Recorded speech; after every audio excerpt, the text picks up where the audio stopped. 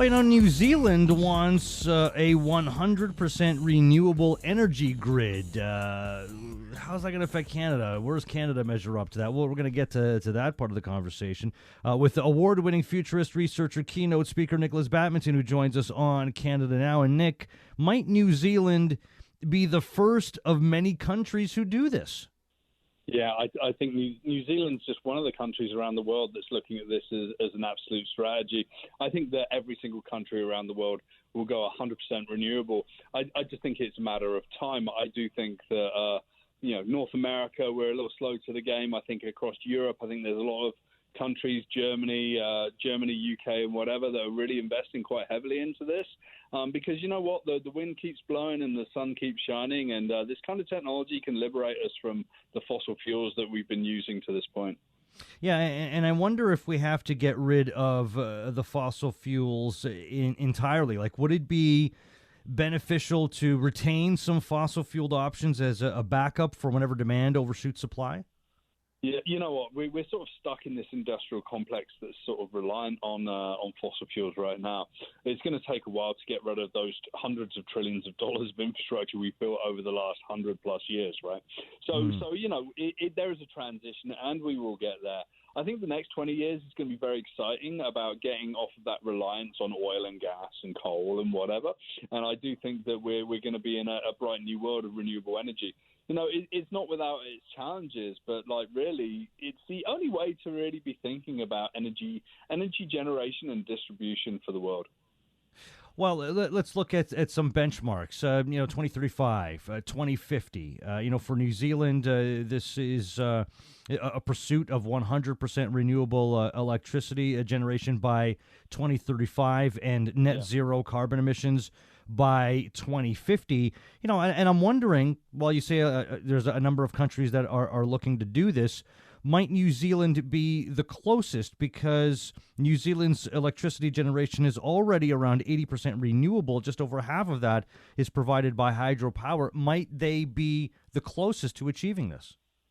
Well, I think New Zealand is a very special country.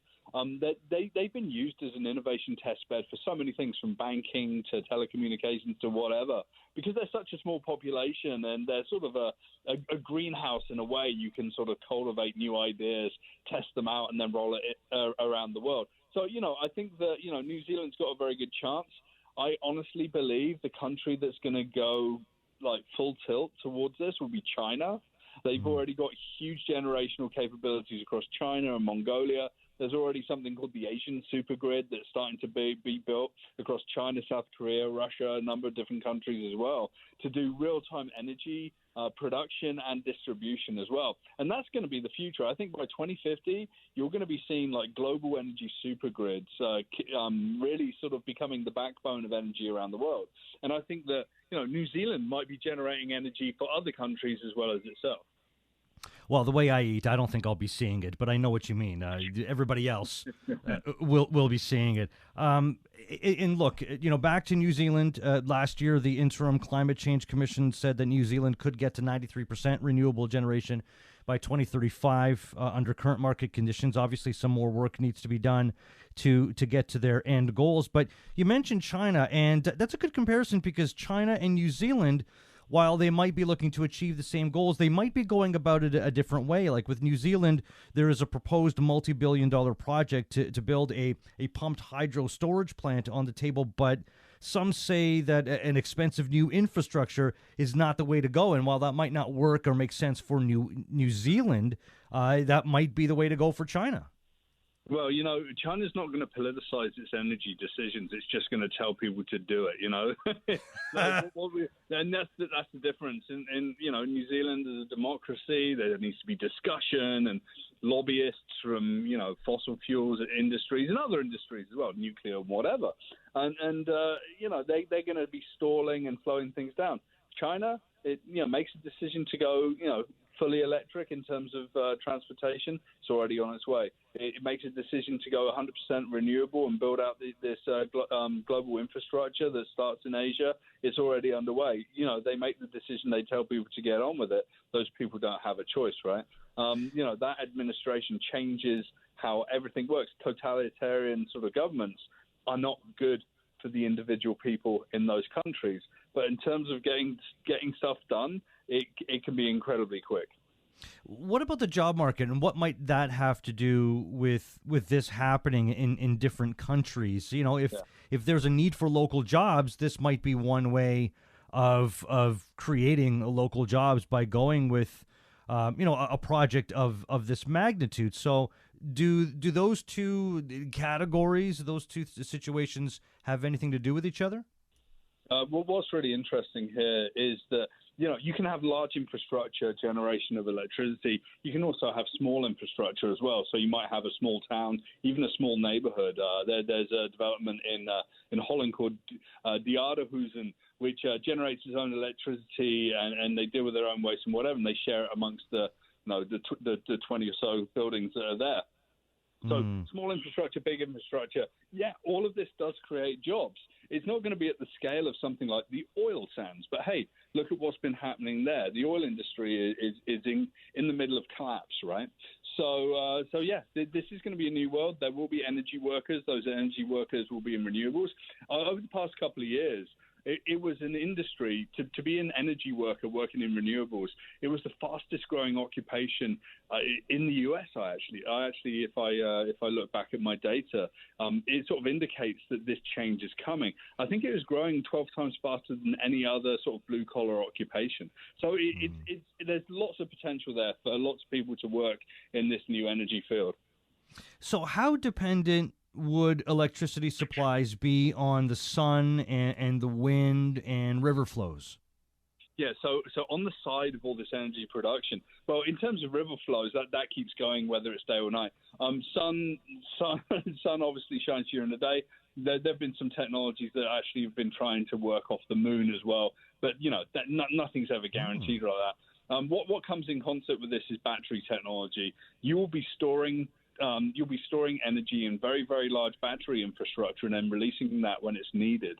I mean, and this has been really pioneered in places like the Hornsdale Wind Farm down in Australia and other places around the world. That battery technology is going to be a huge game changer alongside renewables. So we've talked about New Zealand, China. Is what New Zealand doing here, for example, mirroring at all what Canada is doing? Like if New Zealand were going 100 kilometers an hour at this, at what rate of speed is Canada going? Well, Canada's sort of crawling about 4 kilometers an hour, and that's only because, the lobbyists and the oil and gas sort of heroes are trying to prop up that industry and cause chaos in terms of pushing this kind of investment forward. But you know what? We're seeing Suncor with huge wind electricity generation capabilities establishing themselves in Alberta. Alberta gets about 230 days, 320 days of sunshine per year. So Alberta is going to be an energy generation province. It's going to be from sun and wind, and I think that it's going to be really interesting. I mean, Quebec's got a lot of hydro, BC's got a lot of hydro, and sort of leading the Canadian landscape in terms of percentage of energy generated by renewables. So I think that Canada needs to move towards that model. It's hugely controversial. And, whenever I go to Alberta to stand on stage to talk about this, it's very, very fraught. And the discussions are actually quite aggressive, right? So it's an interesting time. We need to depoliticize these decisions and actually work out what's best for the country in the long term.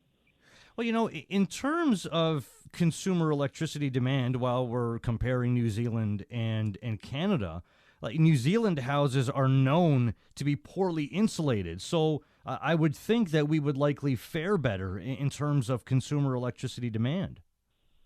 Well, potentially, yeah. I mean, you go to New Zealand, there's certain parts where the geothermal energy, like Rotorua, and when I went down there, this was quite a few years ago, all the homes are heated by that. The homes might be fairly inefficient today, but in the future, they're not going to be. I mean, we can't assume that life stands still. So, I don't think we can compare Canada and New Zealand on that front. Two very different climates, and even province to province in Canada, very different climates. Say, if you lived in Manitoba versus living somewhere like Vancouver Island. Okay, so how much is electricity demand changing, like given the rise in electric vehicles, changes in farming, etc.? Yeah, it's not changing drastically yet. When we start to see cities and large transportation networks and public transportation start to move towards like needing to draw off of the electricity grid, that's when you're going to start to see more challenges. I did work with a large electricity generation utility in Canada a few years ago, and they refused to talk about electric vehicles and whatever because they just didn't know what impact would be. But you know what? These technologies are going to be introduced over time. They're going to have to work out the tariffs. They're going to have to work out how this can be affordable and how to generate electricity affordably as well. Big infrastructure makes it very tough because oftentimes you have to invest tens of billions of dollars and you have to recoup that, right?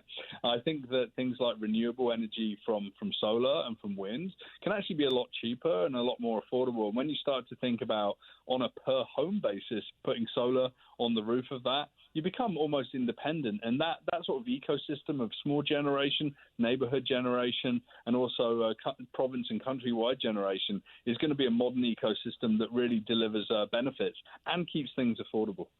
Well, as far as changes are concerned, and I think we talked about this a few months ago in terms of electricity demand given the pandemic. Well, now we're well into it. Now we kind of have a better scope of what is going on. As far as you can tell, as far as what you've heard, how has the pandemic changed the electricity demand and what we're going to be doing moving forward? So the pandemic's been really interesting. I mean, we saw oil go below $0 a barrel, right? You literally had to pay people to take the oil off of you. You saw that industrial complex of transportation and cities and everyone relying on the old world of fossil fuels sort of start to fall apart, right? The pandemic's basically made people wake up and realize that there's a big problem, right? Global warming's a huge issue. We're seeing across the west coast of the US and Canada as well, huge amounts of smoke. And really disrupting how life is working on a general basis. If we keep pumping the fumes from fossil fuels into the air, we're gonna continue to destroy the planet. If we start to address that with cleaner forms of energy, we can at least slow that down. And whilst we might not cool the planet, we can at least stop it from gaining too much heat over the next sort of like 10, 20, 30, 40 years. Check out NikolasBadminton.com. Futurist researcher, keynote speaker Nikolas Badminton. Always a pleasure, my friend. We'll do it again in a week. Take care, Jeff. I'll speak to you soon. Bye-bye. All right, Nick. Looking forward to it, man. Thank you.